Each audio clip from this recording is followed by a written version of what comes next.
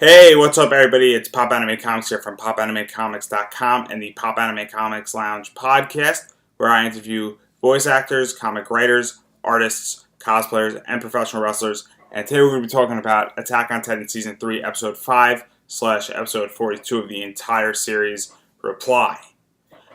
And I'm going to say it again. I've said it in the last 4 videos, and I'm going to say it in however many videos we have left with this season, that this is a companion to a much bigger project that I work on called Exploring Dystopia Through Attack on Titan, The Walking Dead, and Fahrenheit 451. And in that panel, I have about 45 minutes to an hour, and so I can't cover nearly as much as I would like to cover, as well as I don't know where everybody else is there in the room with the series. And so this is a more in-depth view of episode by episode and bigger themes, and it all fits into that panel. So if you come see me doing that panel, or you catch it on Facebook Live, which I'll put the link down below, this obviously fits into a much larger realm. And so that's what this video's purpose is. It's not a review, it's not a reaction, it's a companion to my panel. So the episode is this political episode where the majority of the episode focuses on Erwin making an argument and the fact that the Survey Corps is the spear of humanity, and that they are the thriving force of humanity, and that their mission is to reclaim Wall Maria and that big chunk of land that's been lost. And so Erwin basically makes the argument saying that if you have a threat, you take a spear to the threat.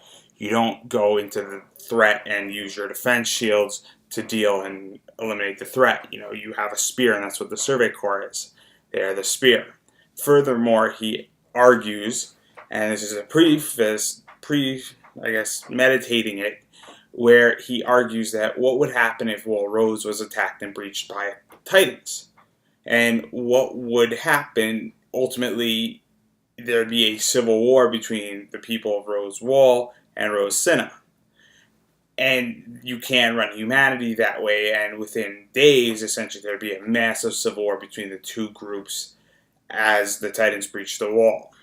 And so he's arguing that the best way how to protect and reclaim humanity and push forward is through the Survey Corps using Eren, and the royal government at this point is making the argument saying, you have continuously denied us Eren, you refuse to hand Eren over, you are putting your priorities, you are in control of Eren, who is a Titan tool, and that is too dangerous for humanity. And that's their entire argument, and they're going back and forth. They obviously bring in other commanders, and all the military commanders are there, and then the King's Council essentially decides to pass judgment and sentence Erwin to death, which really isn't a fair court, but that's what they do. And they basically say that he has violated humanity, where he has put the needs of an individual over the greater needs of a group. And the royal government in this sense does have a point, where Erwin definitely has put his views, his ideas ahead of humanity's, and the royal government has been effective. Whether they're righteous or wrong, as I've analyzed in other videos and in my panel, the royal government does have a point where they have kept humanity alive. But it's this theory that Erwin threw out that basically said that there'll be a civil war if that occurs between the two groups. And then as soon as this happens, he's sentenced to be killed, hung. The Survey Corps is essentially going to be dismantled. A scout comes in, somebody from the military says, Wall Rose has been breached by the colossal and armored Titan. And then this immediately Pixis, who's there, basically says, get everybody secure evacuation routes, get everybody into, Wall Cinna, make sure that we can defend, make sure that we're ready to fight these Titans off so that people can escape. And then the Royal Council stops this and says, we order that everybody, that the Wall Cinna walls and gates are closed. And immediately by doing this, they are basically saying that we are willing to sacrifice 50% of the remainder of humanity, as far as they're concerned, cut everybody off, and they make the argument that Erwin made, saying, well, we're preventing a civil war here. And so this really forces a very interesting dynamic that then occurs, where people are kind of torn, and one of the people that's torn is Niles. And he says, well, my family's in Wall Rose. and I can't do that. I'm not ordering. I'm not going to go help. And within a few seconds, Zakari comes out and basically says that was a false alarm. And then they basically get into this big issue saying, well, you're trying to overthrow the government. This is never going to work. We have this. And then Zakari comes in and says pretty much the interior military police, the government's military police, have all been neutralized, been captured, and that, yeah, they just successfully overthrew the government, and they made it clear about what's going on. Now it's public knowledge that the king is not the rightful king, and Erwin's plan of essentially overthrowing the government and getting the people who are not rightfully in the government running it has been overthrown, and he has shown a variety of people who the government is, how they are willing to sacrifice 50% of its citizens, how they don't have the best intentions for their citizens, and they really are willing to shut off Wall Sinna and keep the remainder 50% of humanity so that they can control the government and not go through a civil war that could essentially challenge their position that they have legitimately worked so hard to get. And this builds an entire thing, and we kind of get a little bit of a backtrack with the manga way ahead, but this kind of builds that position. And so I think that's something that we really get.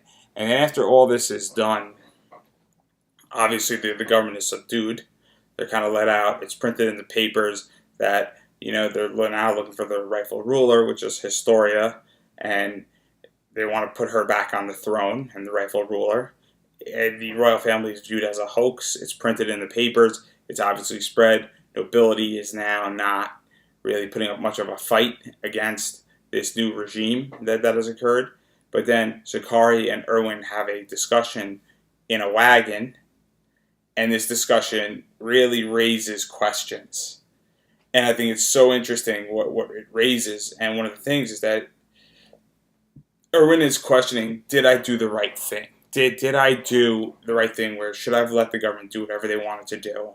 Should I have not poked them? Should I have not attacked them or made an enemy out of them? Because they've managed to keep us alive for this long, and now humanity's going on a new path, and maybe I made a mistake. And Zakari says, well, I wanted to do this for a long time, overthrow the government. I hate those people. And I was going to do it eventually before I kicked the bucket. And then he asks Erwin, why did you do it? And we get that flashback to his father teaching, and combine that with other knowledge of the fact that his father taught him the secret history. He then blabbed it to all people. The government killed his father, as we saw in the last few episodes, and we kind of went down that pathway. And we see that Erwin has a dream. At least that's what he says, to have more free knowledge and kind of express the truth that his father wanted to express. But you could also make the argument that Erwin feels guilty about his father's death, and it's like almost like a mental repayment of debt to some degree. And so he wants to restore that and continue on what his father's legacy ultimately was. And he feels guilty about ultimately killing his father because he couldn't shut the hell up about it. And so he has a personal claim to overthrow the government and basically destroy and get rid of the government that killed his father so that it doesn't happen again, and that knowledge is freely expressed across the entire, I guess, polis or country that they're in. And so that's really Erwin's mission and goal. And by him doing this and his plan going through, he succeeded at doing just that. And in a sense, he kind of followed and pushed his father's mission along and did what his father ultimately wanted to achieve. And so that's something that I think is really fascinating about this, is that we get that arc done.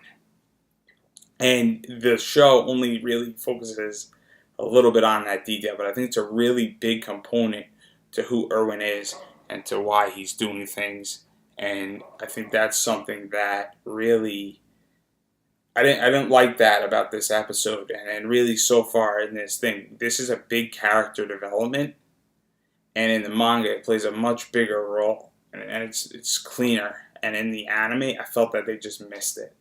And I think that's really important about freedom and fulfilling obligations with everything that they've done.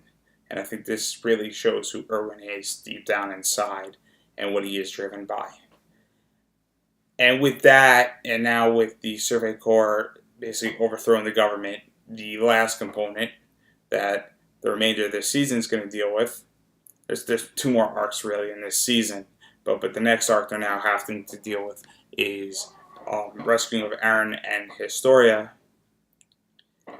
and they pretty much found that Rod Reese is on the fateful night a bunch of bandits, and I say bandits with quotation marks around it, killed his family, and then a few days before his mistress slash second wife was killed.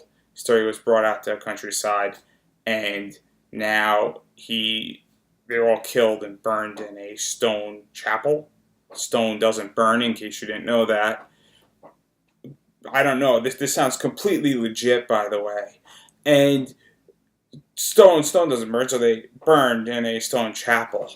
And now that's why he's pretty much looking for Historia, because she's the last Reese that can truly take over, and kind of mentioned something about Frida, and I'm assuming we're going to get more of a backstory moving forward. But Eren wakes up in a chamber. He's chained up, got a mouth gag on.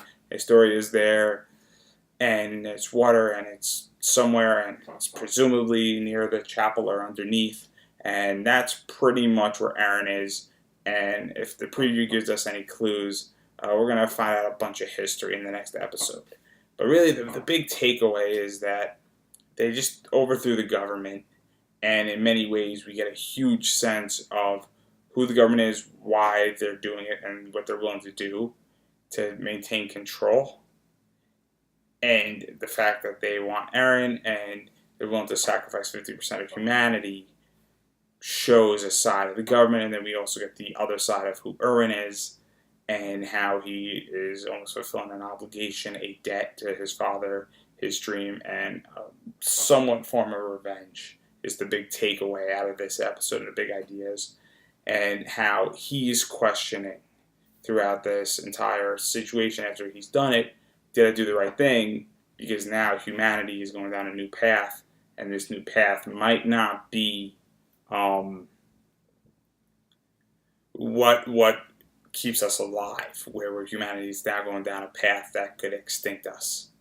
Because the royal government, whether they're wrong, in my opinion, but at least they were keeping the citizens alive. And now this new path can challenge that very notion. And so Erwin is having second thoughts and kind of analyzing that situation. So that's the big takeaway. As always, I appreciate everybody checking this out, listening. A lot of stuff out there. People are getting like 100,000 views on Attack on Titan, giving you a review. Again, I'm not interested in getting 100,000 views. If you find this interesting, you find this a fair point, you find that that's the whole point of this, is that I'm bringing something intelligent to the show. It's a companion to my panel. It's not meant to be what everybody else is doing, because I'm the only person doing this panel right now in the entire anime community. It's my baby. And so this is just to act as a supplement, because when you have 45 minutes and you're covering a lot of stuff in Attack on Titan, The Walking Dead, and Fahrenheit 451, naturally I'm not going to be able to cover all of this. And so these videos are meant to act as a companion, so that if you come to my panel or you see it on Facebook, which it's ending in a few days, I'll put the link up to the Facebook video because it's expiring soon. You can get more answers and a more depth view of things, episode by episode, of what I talk about. And if I don't get to your question, maybe I can answer it here. And so that's the theory behind all of this. All my social media, by the way, because I don't make any money doing this, I got a Bitcoin affiliate link if you're into that.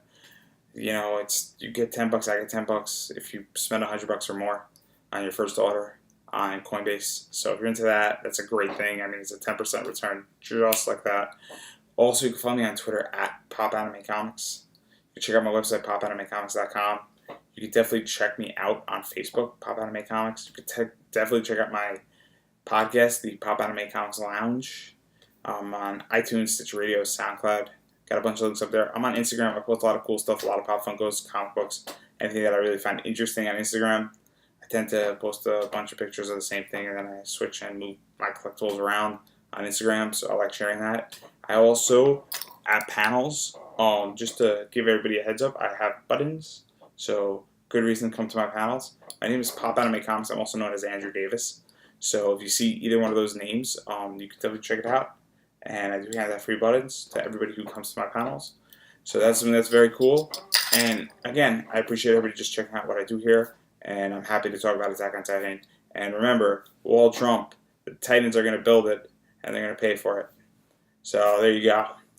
Anyway, love to hear what everybody else thinks about this. Love to have discussions and love to engage in thought processes involving Attack on Titan and anything else that you found interesting about this episode. And I'm going to be continuing to do this. I've done 4 of them, and this is episode 5 out of the series. And as long as Attack on Titan's on, I'm going to be doing each and every episode and breaking it down like this and really big ideas and how I view it. And making it as a companion to another project versus a review, reaction, or a summary. Till next time, everybody, have a wonderful day, week, or whenever you see me doing another video.